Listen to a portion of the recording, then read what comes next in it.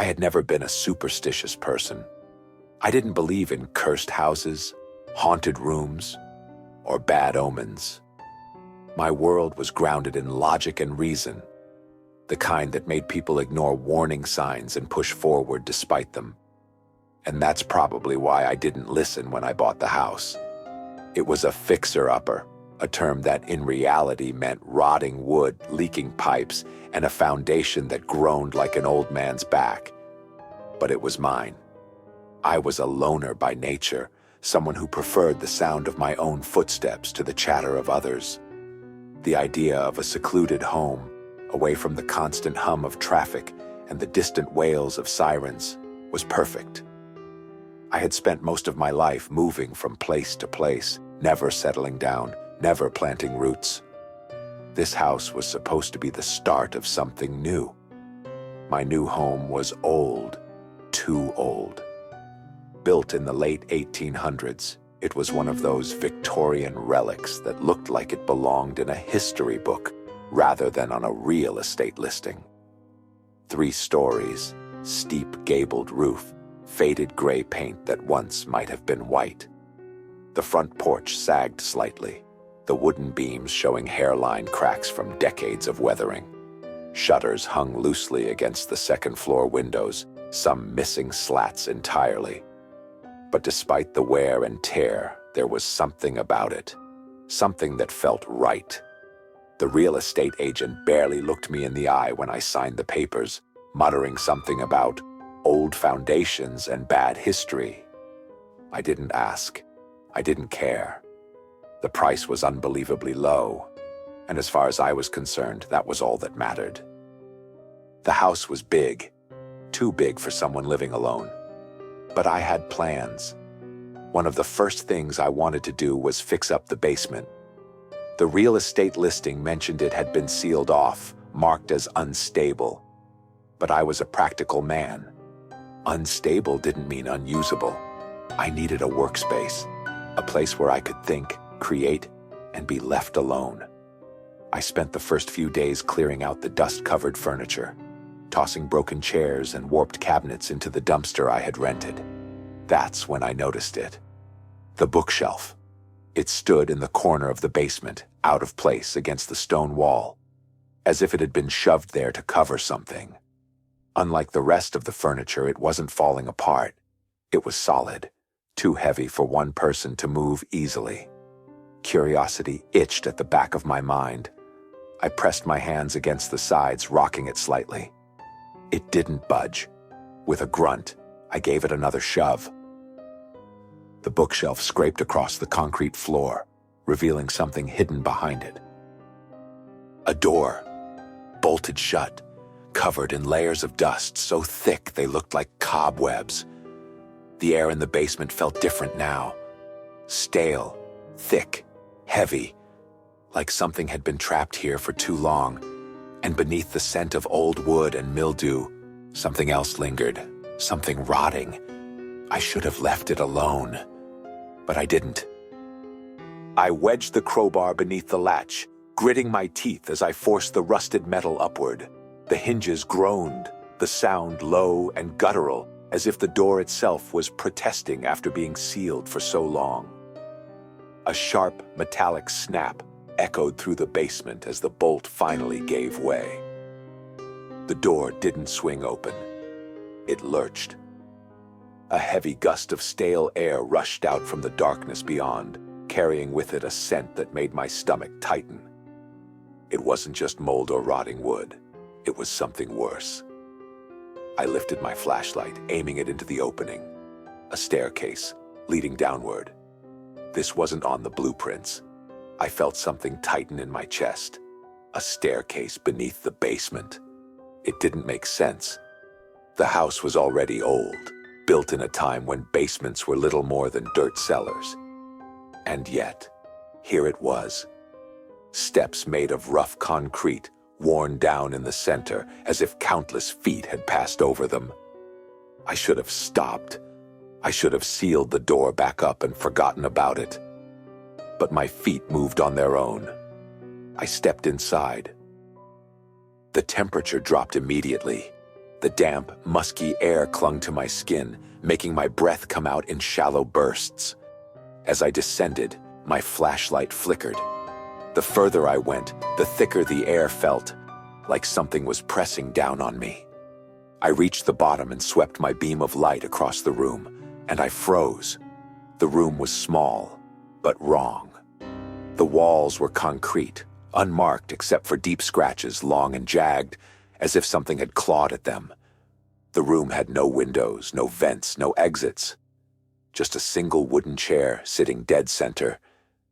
Its leather straps were cracked with age, hanging loosely over the armrests.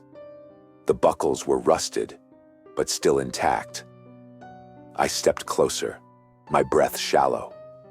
There were stains beneath the chair, dark patches that had seeped into the concrete.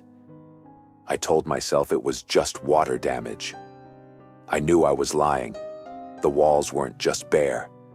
They had hooks embedded into them, each holding a set of rusted chains. Some of them were bolted tightly, hanging limp. Others had been snapped, as if something had pulled too hard, breaking free. I swallowed hard. The air reeked of decay, like something had died down here. But there were no bones, no bodies, just that smell, like rotting flesh soaked into the walls.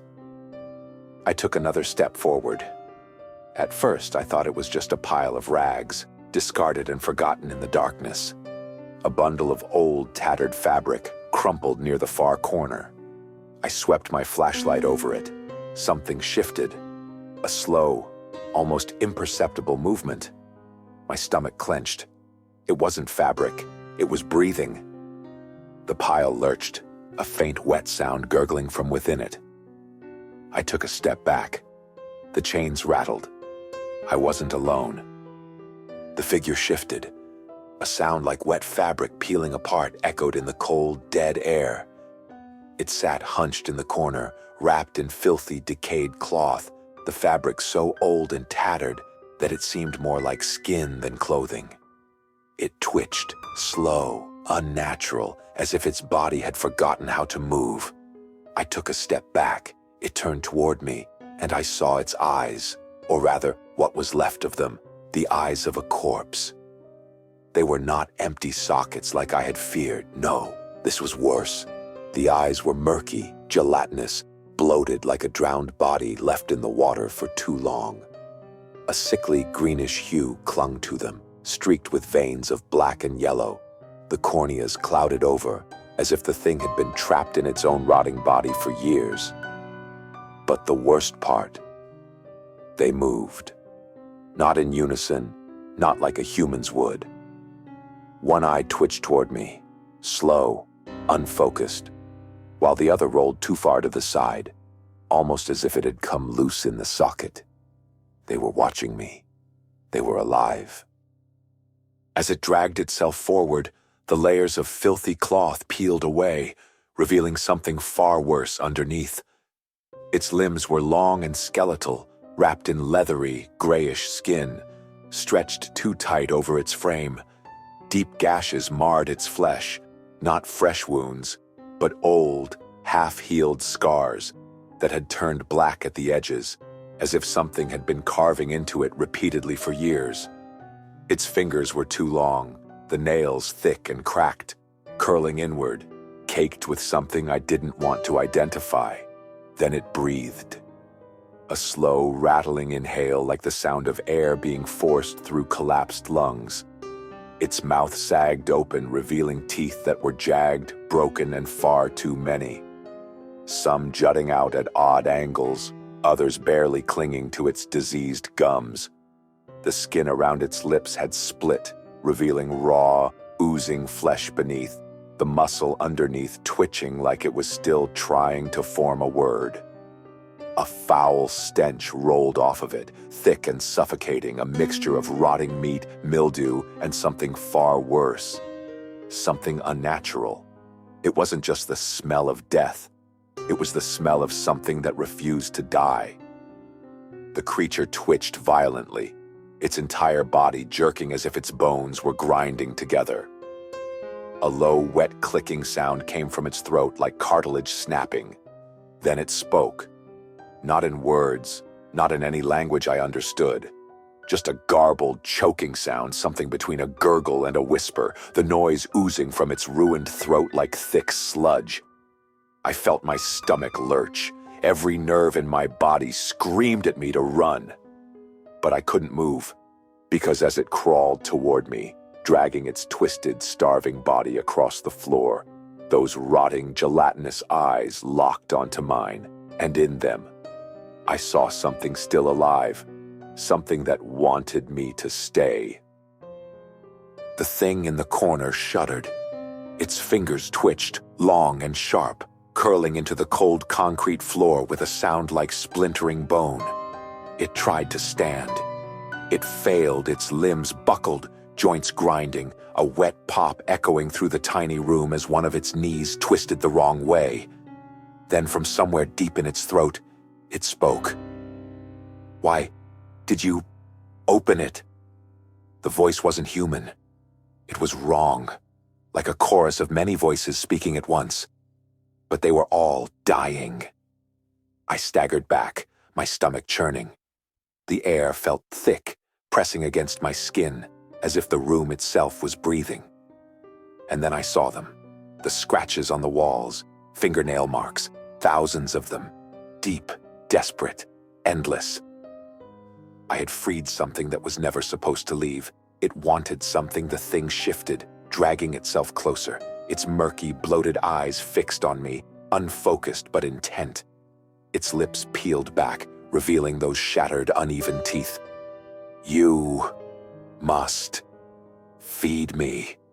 The words slithered from its throat, wet and thick, like something drowning in its own rotting lungs. I stared in horror. "Feed you?" My voice came out shaky, uncertain. The creature nodded, a grotesque, unnatural motion that cracked something in its neck. "I am too weak." It clawed at the floor, struggling, but its bones barely held together. I took another step back. My skin crawled. "What do you want?" I asked, already regretting it. It lifted one trembling hand. Its fingertips were gone, torn off, like it had been digging, scraping. A life. The words settled over me like ice water. A living thing, warm, moving. I must feed. The room spun. I felt my stomach twist. A silence stretched between us. Then, a small thing, a creature. I could barely breathe. This thing that shouldn't exist, wanted me to bring it something alive, something to consume. "No." The word came out before I even processed it. I turned toward the staircase, every instinct screaming at me to get out. I would seal the door. I would forget I ever found it. Then, wait. I froze. The voice shifted, changed. It no longer groaned and slurred. Now, it was almost clear, almost human. "You do not trust me, but I will give you something." I didn't turn back, but I listened. Something valuable, a gift, a treasure.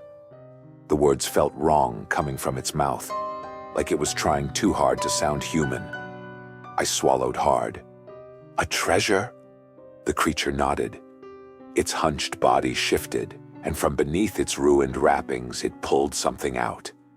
It let the object fall to the floor, where it landed with a metallic clink. I turned. It was small. Something gold, something ancient, something worth something. I wasn't an idiot. I knew this thing was manipulating me. But still, I looked at the golden object, then at the creature's unmoving form. I took a slow breath.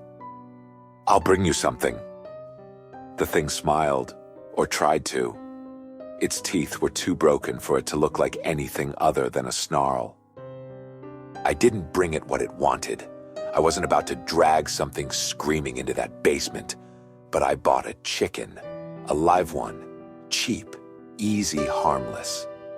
I stood in the basement doorway, the crate in my hands, the creature waiting in the dark. And as I lowered it into the room, I realized something. The chains on the walls, the scratches, the air thick with old, rotten death. I wasn't the first to do this, and I wouldn't be the last. The chicken squawked, rustling in its crate as I carried it down the basement steps. My pulse pounded, my throat dry. This was wrong. Every instinct screamed at me to turn back, to forget about the thing lurking in the dark. But I didn't. The creature stirred the moment I reached the bottom, its sunken form shifting in the shadows.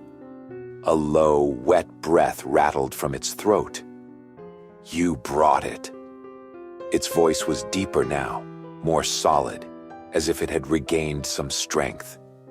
I hesitated. Then I placed the crate on the cold concrete floor and stepped back. The creature crawled forward, its long fingers twitching, reaching. Then it pulled the crate into the shadows. I turned away. I didn't watch. I just stood there, the sound of movement filling the silence. A few seconds later, it was over. The air in the room felt heavier, like something had changed. I turned back toward the darkness. The creature sat still now, its rotting eyes focused on me. Then it lifted one hand, and from within its body it pulled out something small. It dropped it onto the floor. It landed with a wet thud, a clump of something dark and filthy, tangled in grime. I stared at it, disgust twisting in my stomach. "What is this?" My voice was barely a whisper. The creature didn't answer. It just watched. Something glinted beneath the filth. Gold.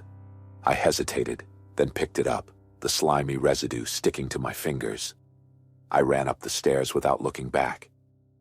Under the kitchen faucet, I scrubbed away the black grime, revealing intricate details beneath. Slowly, the true shape emerged. A Victorian-era gold pendant, delicate and beautifully crafted. At its center, a deep green emerald. The moment I saw it, I knew it was valuable. But I had no idea how much. The next morning, I took it to a jeweler, pretending it was an old family heirloom. His eyes widened the moment he saw it. "Where did you get this?" I gave him a half-truth, something vague, because the real answer, no one would believe me. By the time I left, I was $47,000 richer. I spent the next few days digging. Old property records, newspaper clippings, anything that could tell me what was buried beneath my house. The deeper I searched, the worse it got. This house had secrets. There were whispers of disappearances, rumors of things living beneath the floors. And then, there was the attic. One article stood out. A previous owner had found something up there. Something so disturbing that they sold the house immediately. I didn't know what it was, but I was going to find out. I grabbed my flashlight and started toward the attic stairs. I'd only made it halfway up when... Scrape. I stopped. The sound came from below, from the basement. A slow, deliberate scratching against the concrete walls. Then, a knocking. The thing in the basement wanted to talk again. I stood at the basement door, listening to the scraping sounds below. The creature was waiting, but I wasn't ready. Not yet. Instead, I turned away and headed for the attic. If there were answers, they wouldn't be found in the dark below. They'd be found above. The attic hatch was stiff, the wood swollen with age. Dust rained down as I forced it open, the old ladder creaking under my weight as I climbed. The air up here was thick, heavy with the scent of rotting insulation and damp wood. Sunlight slanted through the filthy windows, illuminating the space in a weak yellow glow. Everything was covered in dust. Abandoned trunks, moth-eaten sheets, stacks of forgotten furniture draped like corpses beneath tattered cloth, and in the far corner, a metal box, half buried beneath crumbling insulation. I pulled it free, brushing away the thick layer of dust. The latch was rusted, but with enough force, it popped open. Inside, nestled between faded papers and brittle documents, were old cassette tapes. I lifted one, my breath catching as I read the label. Session 1, then the next, Session 2, and the last one. Last session. A cold feeling settled in my gut. Who recorded these, and why? I carried the box downstairs, my fingers tight around the tapes as I dug out an old cassette player from one of the moving boxes. The first tape clicked into place. A moment of static. Then, a man's voice. Tired. Frantic. I tried to help it. God forgive me, I tried. It wasn't human. It was never human. Then a sound in the background. Something shuffling. Breathing. The voice shook. I thought I could control it. But it wasn't hunger that drove it. It wasn't survival. A pause. Then whispered, "It enjoys it." The tape ended in screams. I sat there, frozen. Who was he, and what the hell had he done? The name came from town records. Dr. Jonathan Ferris, a psychiatrist. He had lived in this house 50 years ago, until he vanished. An old newspaper article buried in the archives mentioned him once. It spoke of strange experiments, a missing patient, rumors that he had taken someone from the asylum, that he had kept them here, that he had fed them. But the tapes revealed more. Ferris had found the creature, but he hadn't been afraid of it. Not at first. He had brought it here, on purpose. By the second tape, his voice had changed. It was confident, eager. The hunger is manageable. If I control the feedings, it remains cooperative. Its gifts are real, gold, jewels, priceless things, a fortune in return for so little, a simple exchange, a fair trade. But by session 2, his voice cracked. It's getting stronger. It's asking for more, bigger sacrifices. It knows I'm afraid now. It likes that. By the final tape, his voice was broken. I made a mistake. A thumping sound, a snarl, chains rattling, then a scream. The tape cut to silence. I sat there, staring at the cassette player. The doctor had tried to use the creature. He thought he could feed it, control it, profit from it. And now, 50 years later, I was doing the same thing. I felt sick. The creature wasn't just some cursed being locked away beneath my house. It was a trap, a thing that lured men like Ferris, and like me, into its cycle, a thing that never let go. Then, from below, a sound, scrape, long, deliberate, from the basement. The creature wanted to talk again. The scraping continued from below, rhythmic and deliberate. The creature was waiting. I stood at the basement door, fingers tightening around the handle. Every part of me screamed to leave it alone, to pretend I had never found the thing beneath my house. But I needed answers. I needed to know what I had let into my life. So I opened the door. The basement swallowed me whole, thick with damp, stagnant air. My flashlight flickered as I descended the stairs. The creature was already waiting. It was stronger now. Not much, but enough. Its rotting limbs didn't tremble as much, and its milky, greenish eyes locked onto me with something almost like intelligence. It knew why I had come. "You return." Its voice was clearer now, as if it had regained something of itself. I didn't answer at first. I just stared. "You want more?" It wasn't a question. I swallowed. "I want to know what you are." The creature tilted its head too far, the skin on its neck pulling tight like stretched leather. "Then feed me again," it rasped.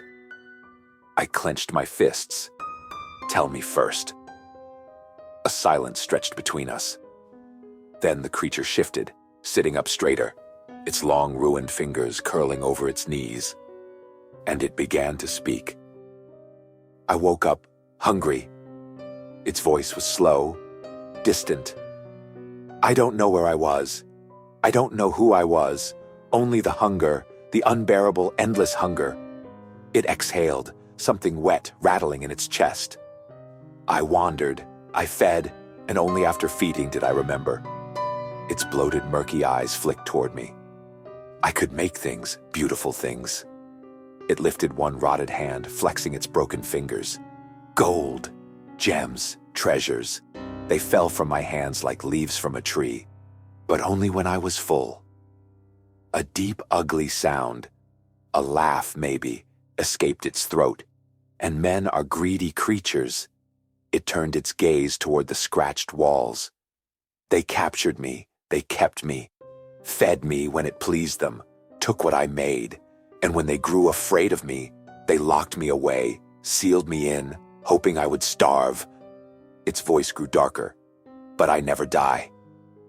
A chill crawled up my spine. How long? I asked. The creature tilted its head. 200 years, maybe more. Time is nothing to me, but men always find me. I swallowed hard. The doctor, Ferris, he was the last one, wasn't he? The thing nodded. Yes, he fed me. He took what I gave. He thought he could control me. But when he grew afraid, he stopped bringing food. He tried to let me starve. A flicker of something like amusement crossed its face. It didn't work out for him, did it? I shuddered, remembering the final screams on the tape. I took a slow step forward. Why haven't you escaped? The creature's expression darkened. Slowly, it raised one clawed finger and pointed to the inside of the basement door. I turned my flashlight toward it, and there, etched into the wood, was something I hadn't noticed before. A strange, intricate symbol burned deep into the surface. It was worn, but still intact. Magic, the creature rasped. As long as the seal remains, I cannot leave. A long silence. I stared at the symbol, feeling something shift deep in my chest. The creature watched me. It knew what I was thinking. Remove it, it whispered, voice dripping with something almost like longing, and I will be free. I felt my pulse hammering. It wanted me to break the seal, to let it out. I looked at its broken body, its ruined flesh, and then at the gold pendant. This thing could make me rich. But was it worth the risk? I forced myself to step back. I'll think about it. The creature watched me unblinking. And in the meantime, I exhaled slowly. I'll bring you food. A slow, rotting smile crept across its face. Good. As I turned to leave, my eyes flickered once more toward the symbol on the door. Something about it felt fragile, easily erased, easily undone. And as I climbed the basement steps, shutting the door behind me, one terrible thought echoed in my mind. What if I did it? I didn't go for another chicken this time. I needed to bring something bigger, something that would satisfy it more. So I got a pig. The thing was massive, nearly 200 pounds, its coarse pink skin mottled with dark spots. Its snout twitched as I led it into the basement, the poor animal grunting softly, unaware of what was coming. I tried not to think about it, tried not to acknowledge the guilt pressing at the back of my mind. This was just an experiment. The creature stirred before I even reached the bottom of the steps. Its clouded, corpse-like eyes flickered, its thin nostrils flaring as it inhaled. Better, it rasped. Much better. I didn't stay. I left before I could hear what happened next. I didn't want to hear it, didn't want to see it. An hour later, I returned. The pig was gone. The creature sat motionless, its long fingers curled around something. Slowly, it rolled the object toward me. It landed at my feet with a soft thunk. I knelt down, my breath catching as I picked it up. It was heavy, cool to the touch, a figurine, solid gold, ancient. I turned it over in my hands, my heart pounding as I took in the intricate carvings, The unmistakable craftsmanship. This wasn't just valuable. This was priceless. And when I had it appraised, I found out just how much. Enough to pay off my mortgage. Enough to clear every debt I had. And still have plenty left over. I stood in my kitchen that night, staring at the check, at the proof of what I had done. And then, a thought crept into my mind. What would I receive if I brought it something bigger, something human? My stomach twisted, but the first image that popped into my head was her, my ex-wife. The thought came so fast, so unfiltered, that I almost felt sick. No, I shoved it away. I wasn't a killer. I wasn't like the others before me. But the thought wouldn't leave. And then, curiosity slipped into my voice before I could stop it. What if I free you? The creature's rotting lips twitched. Then I will give you anything of value. I stared at it. Anything. The words crawled into my skull, settling deep. I lay in bed, staring at the ceiling, unable to sleep. My mind kept turning, thinking. If gold statues were just its scraps, what else could it make? What could it create if it was free? And by the time the sun rose, I knew. I knew what I was going to do. I made my decision. The creature would be free. And in return, I would get something so valuable, so priceless, that I would never have to worry about money, survival, or fear again. It was the perfect deal. I would set it loose, and it would pay for its freedom. I stood at the basement door, an axe in one hand, flashlight in the other. The air was heavy, thick with anticipation. I could almost feel the creature's excitement from below. Slowly, I descended the stairs. It was waiting for me. "You have decided," it rasped, its pale, bloated eyes locked onto me. I nodded. "I'll break the seal." Its rotting lips twitched, something like a smile forming. And in return, I swallowed. "You'll create something, a final gift, one last golden relic, and then you leave. Forever." The creature was silent for a moment. Then it nodded. A fair trade. My fingers tightened around the axe. One swing. That's all it would take. I lifted it above my head, staring at the ancient markings burned into the wood. The seal that had kept it trapped for centuries. I swung. The axe bit deep, splintering the wood with a sickening crack. Again. The mark split in half again. The final remnants of the seal shattered, crumbling to the floor like dead leaves. I let out a slow breath, the weight on my chest lifting for the first time. I turned, and the creature was already standing right behind me, too close, closer than it had ever been before. Its sunken, rotting eyes bore into mine, unblinking, unchanging. And then, in a voice that no longer shook or struggled, it spoke. "You forgot one thing." My breath caught. "In order to create gold." Its lips peeled back, revealing rows of jagged, broken teeth. "I need to eat first." Thank you so much for listening to this story. Click the bell icon so you never miss any new content. Stay tuned for more creepy stories coming soon. If you enjoyed this glimpse into the dark, subscribe for more. Because the best horror isn't what you hear, it's what follows when the story is over.